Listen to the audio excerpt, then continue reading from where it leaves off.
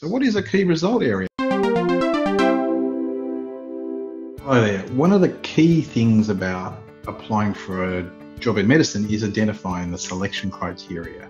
These are important because they are what you need to address in your application, as well as what you will be asked questions about in the interview. Sometimes it's abundantly clear what these criteria are, and sometimes less so. I've got a couple of examples here to demonstrate the difference, which may be helpful to you if you're struggling to identify the selection criteria. So let's have a look. So firstly, we're on the New South Wales Health Junior Medical Officer recruitment portal, and I love this portal because it's quite clear exactly where the selection criteria are and what they are.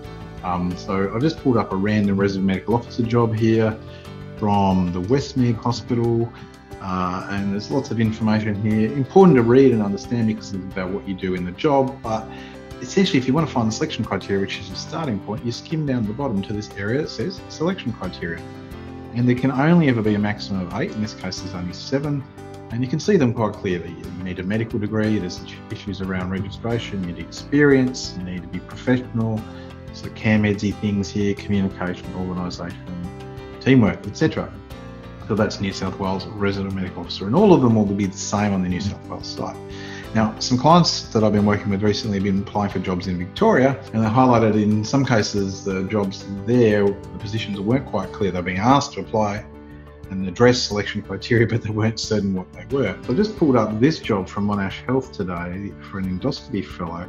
You can see there's a bit of an about section, about the unit, duties of the role, job summary, scope, responsibilities, quality. Okay, person specification, qualifications, registrations. Okay, so you need to have a medical degree, you need to be registered, you need to be a trainee of the college, you need to be able to drive a car. You have to have some technical, clinical knowledge and clinical experience. Great, but it's missing those sort of teamwork, communication, other things. So where are they? Seem to be anywhere else, but a keen eye might have spotted up here this section called key result area. So what is a key result area? Well, a key result area actually is the thing that you do in a job design before you develop the selection criteria. So these are the critical things that someone in the role must be able to do on a daily basis. Important things, regular things, that sort of stuff. So they must be able to assess and manage, prepare, coordinate, teach and support, etc. So I'd be suggesting that these are the other bits that are missing in terms of the selection criteria.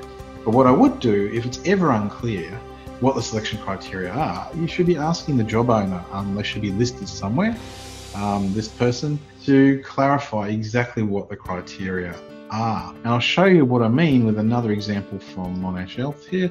I am singling out Monash Health, but I would also say that I see this a lot. I see this in other states and territories. I see this in other hospitals where it's generally not quite clear what selection criteria are. So this is a hospital medical officer role. Again, there's an about, so job summary. We've got the key result areas. There's probably about a dozen or 20 of those. We're down here, some more information, key performance areas, which could be key result areas, really, couldn't they?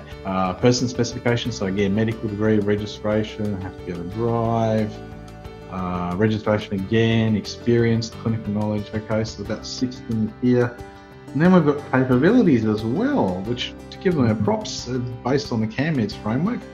But one could maybe interpret that as selection criteria as well, and there's about 20 odd of those. So this would be definitely a circumstance where I'd be wanting to clarify what the actual selection criteria are. If you're a job owner, my lesson here is that don't make your job too hard for yourself. You need to actually be circumspect about what your key selection criteria are. You can't select for 40 capabilities. It just doesn't work. You don't have the time.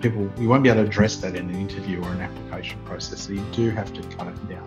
So hopefully you've got a few tips around there from this example of how to go about finding selection criteria so that you can be more successful in the doctor job market.